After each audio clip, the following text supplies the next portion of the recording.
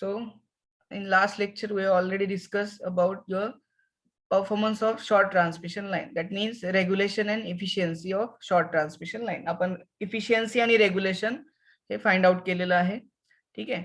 Then in this lecture, we are going to discuss effect of load power factor on performance of transmission line. म्हणजे जे transmission लाईनचा performance आहे nothing but your percentage voltage regulation and efficiency याच्यावर तुमच्या load power फॅक्टरचा काय effect होतो ते आपल्याला स्टडी करायचं. So will see one by one.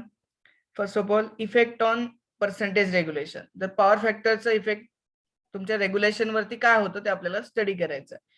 In that first one is lagging power factor. First आहे तुमचा lagging power factor. Most of all तुमचं 90% किंवा 99% यू कॅन से 99% तुमचा जो इंडस्ट्रियल लोड आहे which is your lagging power factor. त्याचा हा तुमचा इंडक्टिव्ह लोड असतो, त्याचा पॉवर फॅक्टर असतो लॅगिंग. ठीक आहे. 90% किंवा 99% म्हणू शकता तुम्ही. तुमचा इंडस्ट्रियल लोड आहे तुमचा inductive load which has power factor lagging. Lagging म्हणजे काय? तुमचं करंट लॅग्स व्होल्टेज बाय सम अँगल. करंट काय होतो? लॅग होतो which is nothing but inductive load. Inductive load म्हणजे काय? 90% तुमच्या ज्या इंडस्ट्रीमध्ये मोटर्स आहेत त्या इंडक्शन मोटर आहेत which is nothing but your inductive load. ठीक आहे. in this case if your power factor is lagging, जर power factor lagging असेल तर if load power factor is lagging the nature of percentage regulation, your percentage regulation is positive. आता हे कसं? आता आपण percentage regulation चा फॉर्म्युला स्टडी केलं होतं. percentage regulation equals to VR cos phi r or you can say IR cos phi r, sorry, IR cos phi r plus XL sine phi r आणि bracket मध्ये v होता. ठीक आहे. और हा तुमचा एक स्टँडर्ड फॉर्म्युला आहे टू डिटरमाइन पर्सेंटेज रेग्युलेशन. ठीक आहे.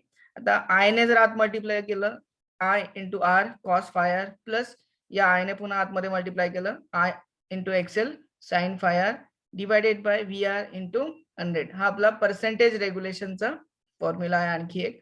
आणि जनरल फॉर्म्युला आहे आपला पर्सेंटेज रेग्युलेशनचा VS minus VR upon VR into 100. हा तुमचा जनरल फॉर्म्युला आहे पर्सेंटेज रेग्युलेशनचा.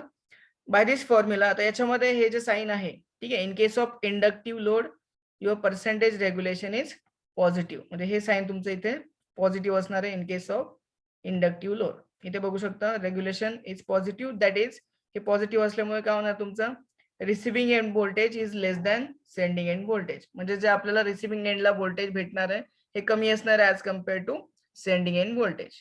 फॉर एक्झाम्पल जसं तुम्हाला लास्ट लेक्चर मध्ये सांगितलं होतं जे रिसिव्हिंग एंडला आपल्याला व्होल्टेज भेटते फॉर एक्झाम्पल 11 kV 11/440 चा स्टेप डाऊन डिस्ट्रीब्युशन ट्रान्सफॉर्मर आहे आणि आपण सेंडिंग एंडला देतोय सपोज 11 kV. ठीक आहे. सेंडिंग एंड स्टेप अप करतोय 11 kV चं 132 kV. देन सपोज 132 kV आपण सेंडिंग एंडला देतोय. पण ऍज इट इज 132 kV आपल्याला रिसिव्हिंग एंडला भेटतंय का? नाही. तर त्याच्यामध्ये काहीतरी ट्रान्समिशन लाईन लॉसेस होतात. ते लॉसेस कशामुळे होणार आहेत? Due to your lagging power factor. हे तुमच्या लॅगिंग पॉवर फॅक्टर मध्ये होणार आहेत. हे तुमच्या लोडचा जो पॉवर फॅक्टर आहे, लोड कोणता असणार आहे तुमचा? इंडक्टिव्ह लोड असणार आहे. ठीक आहे. Due to that inductive load your regulation is positive. That means VR less than VS. तुमचा receiving end voltage less than sending end voltage असेल.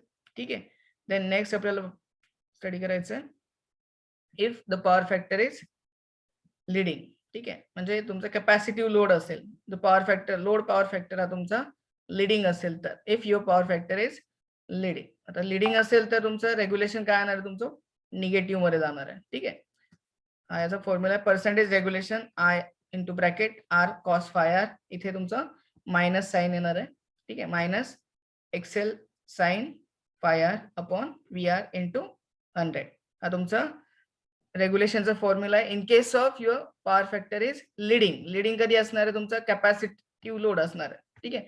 किंवा तुमचा कॅपॅसिटिव्ह लोड जास्त असणार आहे which is nothing but your leading power factor. आता capacitive load कधी जास्त होतो किंवा कॅपॅसिटन्स सर्किट मध्ये कधी ऍड करतो आपण? फॉर एक्झाम्पल जर आपला इंडस्ट्रीमध्ये तुम्ही म्हणता 90% लोड इंडक्टिव्ह लोड आहे.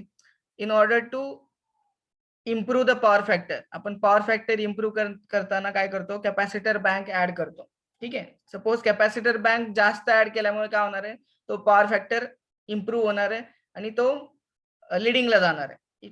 Your power factor will be lead. ठीक आहे, लिडिंगला जाणार आहे. लिडिंग झाल्यामुळे तुमचं पर्सेंटेज रेग्युलेशन किंवा जे तुमचं रिसिव्हिंग एंडचं व्होल्टेज भेटणार आहे ते तुमचं जास्त भेटणार आहे as compare to your sending end. ठीक आहे, एक एक्झाम्पल देतो इथे.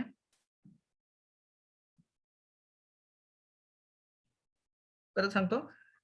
Suppose this your short transmission line.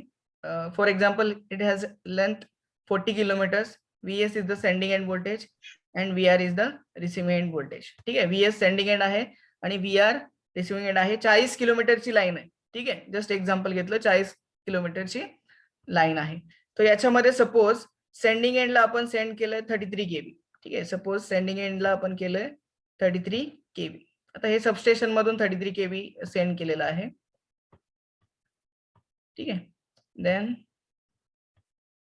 In case of inductive load, आता लोड तुमचा किंवा जो काही लोड आपण सेकंडरी साइडला कनेक्ट करणार आहे तो 90% इंडस्ट्रीमध्ये लोड असतो तुमचा इंडक्टिव्ह किंवा इंडक्शन मोटर असतो. ठीक आहे, ड्यू टू इंडक्टिव्ह लोड तुमचा पॉवर फॅक्टर काय असणार आहे, लॅगिंग असणार आहे. ठीक आहे, due to that lagging power factor, तुमचा पॉवर फॅक्टर लॅगिंग असणार आहे आणि ते तुमचं रेग्युलेशन. ठीक आहे, त्या केसमध्ये तुमचं पर्सेंटेज रेग्युलेशन काय असणार आहे, पॉझिटिव्ह असणार आहे. ठीक आहे, in lagging power factor your percentage regulation is positive. ठीक आहे, तुम्हाला अगोदर सांगितलं होतं regulation should be as low as possible. हे तुमचं रेग्युलेशन खूप कमी पाहिजे का, कारण तुम्हाला लॉसेस मिनिमाइज करायचे. ठीक आहे, पर्सेंटेज रेग्युलेशन या केसमध्ये काय असतं, लॅगिंग पॉवर फॅक्टर मध्ये पॉझिटिव्ह असतं. पॉझिटिव्ह म्हणजे काय, आता रेग्युलेशनचा फॉर्म्युला माहिती आहे आपल्याला. ठीक आहे, पर्सेंटेज रेग्युलेशन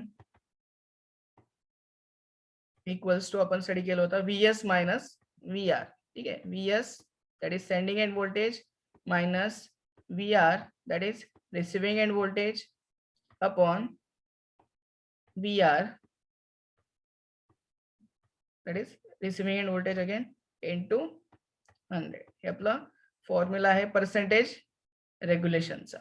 ठीक आहे, सो या केसमध्ये तुम्ही बघू शकता फर्स्ट केस काय आपली 33 kV आपण सेंडिंग एंडला सेंड केलंय आणि रिसिव्हिंग एंडला किती भेटतं आपल्याला, लॅगिंग पॉवर फॅक्टर मुळे कमी भेटणार आहे. फॉर एक्झाम्पल ते आपल्याला भेटलं 30 kV, 30 kV भेटलं. ठीक आहे, 30 kV भेटलं आणि याच्यामध्ये लॉस किती झाला, 3 kV चा लॉस झाला. जस्ट एक्झाम्पल आहे. ठीक आहे, जस्ट तुम्हाला समजण्यासाठी एक्झाम्पल घेतलेलं आहे.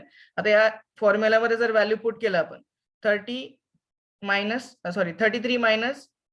30. ठीक आहे, 33 मायनस 30 केलं. ठीक आहे, खाली घेतो.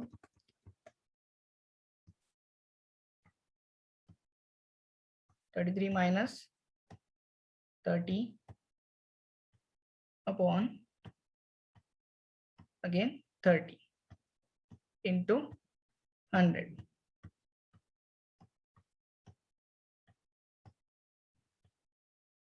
ठीक आहे, हे जर कॅल्क्युलेशन केलं आपण, आता 3/30 इंटू 100 येणार आहे. ठीक आहे, 3/30 किंवा याला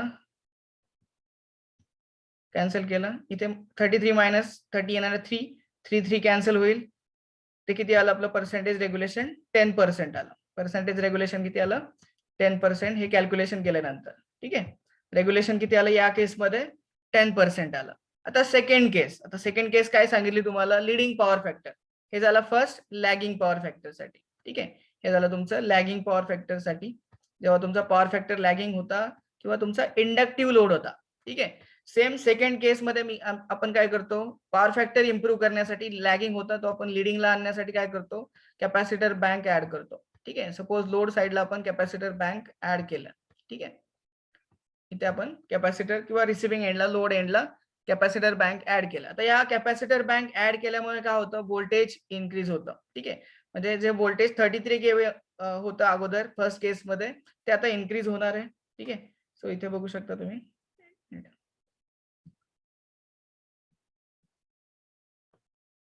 ठीक आहे, सो या केसमध्ये जे व्होल्टेज होणार आहे ते तुमचं सपोज जस्ट एक्झाम्पल घेतलं 35 kV. जस्ट एक्झाम्पल घेतलं, it becomes 35 kV after adding a capacitor add केल्या मग किती झालं ते 35 kV झालं. सेम आपण सेकंड केस मध्ये आपण पर्सेंटेज रेग्युलेशन फाइंड आउट करणार. ठीक आहे, सो सेकंड केस मध्ये म्हणजे तुमचा ज्यावेळेस कॅपॅसिटिव्ह लोड असणार आहे त्यावेळेस तुमचं पर्सेंटेज रेग्युलेशन फाइंड आउट करणार आहे. आता फॉर्म्युला माहिती आहे, VS minus VR upon VR into 100. ठीक आहे. सो डायरेक्टली VS किती आहे या केसमध्ये, सेम आहे 33 kV. You can write 33 minus VR किती आहे 35. 33 minus 35 divided by again VR किती आहे 35 इंटू 100. आपल्याला पर्सेंटेज रेग्युलेशन भेटणार आहे. ठीक आहे. असं याच्यामध्ये तुम्ही कम्पेअर करू शकता. 33 मायनस 35 किती आलं, -2. ठीक आहे. -2 अपॉन 35 इंटू 100. ठीक आहे. हे कॅल्क्युलेशन केलं तर किती येईल,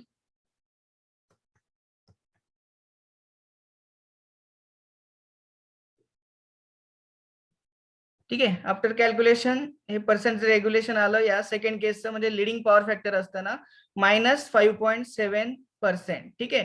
याच्यामध्ये तुम्ही कम्पेअर करू शकता. हे तुमचं लिडिंग पॉवर फॅक्टर असताना रेग्युलेशन काय आहे तुमचं मायनस आहे, आणि लॅगिंग पॉवर फॅक्टर असताना तुमचं पर्सेंटेज रेग्युलेशन आहे प्लस. ठीक आहे. हा तुमचा लॅगिंग पॉवर फॅक्टर असताना आणि हे तुमचं आहे लिडिंग पॉवर फॅक्टर असताना. आता कोणतं बेटर आहे, कोणतं रेग्युलेशन चांगलं आहे, आपण म्हणतो की जेवढं लो रेग्युलेशन असेल विच इज बेटर रेग्युलेशन. म्हणजे हे तुमचं निगेटिव्ह जेवढं चांगलं, ठीक आहे, निगेटिव्ह रेग्युलेशन जेवढं आहे दॅट विल बी बेटर. तुमचं लॅगिंग पॉवर फॅक्टर मध्ये तुमचं रेग्युलेशन काय असणार आहे, पॉझिटिव्ह असणार आहे. ठीक आहे. इथपर्यंत क्लिअर आहे सर्वांना. ठीक आहे. सेम हे फॉर्म्युलामध्ये दिलेलं आहे, percentage regulation equals to IR cos phi r minus XL sin phi r upon VR into 100. इथे मायनस जेव्हा तुमचं पर्सेंटेज रेग्युलेशन मायनस असेल किंवा तुमचं पॉवर फॅक्टर जेव्हा लिडिंग असेल, आणि पॉझिटिव्ह असेल जेव्हा तुमचं पॉवर फॅक्टर काय असेल, लॅगिंग असेल. ठीक आहे. ते पॉझिटिव्ह निगेटिव्ह कशावरून ठरवणार तुम्ही, VR लेस दॅन VS आहे की VR ग्रेटर दॅन VS आहे. ठीक आहे. म्हणजे सेंडिंग एंड आणि रिसिव्हिंग एंड मध्ये कोणतं व्होल्टेज ग्रेटर आहे हे तुमच्या पॉवर फॅक्टरवर डिपेंड असतं. देन थर्ड, तुमचं voltage regulation increases with decrease in power factor. जर पॉवर फॅक्टर आपण डिक्रीज केला, ठीक आहे, that voltage regulation increases.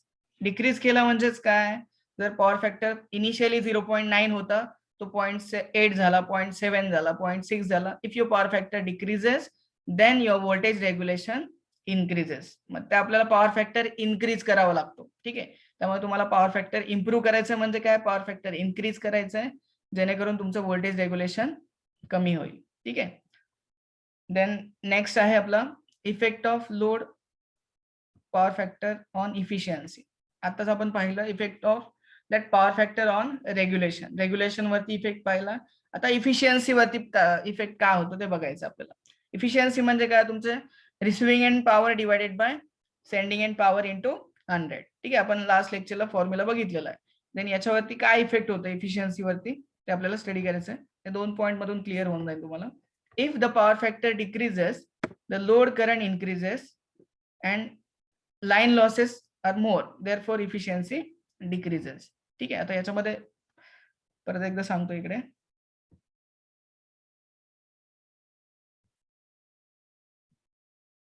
So in this case if your inductive load increases, जर तुमचा इंडक्टिव्ह लोड इन्क्रीज झाला किंवा जास्त इंडक्टिव्ह लोड ऍड केला सर्किट मध्ये, ठीक आहे.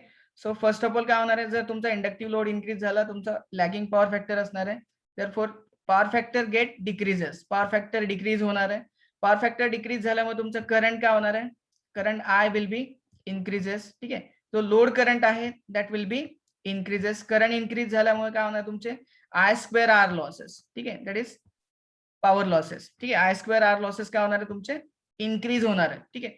लॉसेस इन्क्रीज झाल्यामुळे तुमची इफिशियन्सी काय होणार आहे, that efficiency will decreases. And vice versa, त्याच्या अपोजिट काय असणार आहे, जर तुमचा पॉवर फॅक्टर इन्क्रीज झाला. पॉवर फॅक्टर इन्क्रीज कधी होणार आहे, जेव्हा तुम्ही कॅपॅसिटिव्ह लोड ऍड करणार आहे. ठीक आहे. कॅपॅसिटिव्ह लोड ऍड केला तुमचा पॉवर फॅक्टर काय झाला, इन्क्रीज झाला. If you have added capacitive load then your power factor is increases. Power factor increase झाल्यामुळे काय होणार आहे, तुमचा लोड करंट डिक्रीज होणार आहे. Your current decreases. ठीक आहे. करंट डिक्रीज झाला. करंट डिक्रीज झाल्यामुळे तुमचे लॉसेस काय होणार आहे, ऑब्विसली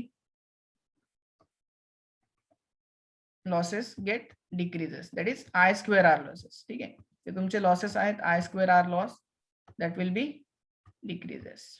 ठीक आहे, I square R loss decrease झाले आणि इफिशियन्सी वरती काय इफेक्ट होईल त्याचा, मग लॉसेस डिक्रीज झाल्यामुळे तुमची पर्सेंटेज इफिशियन्सी काय होणार आहे, इन्क्रीज होणार. Your percentage efficiency get increase.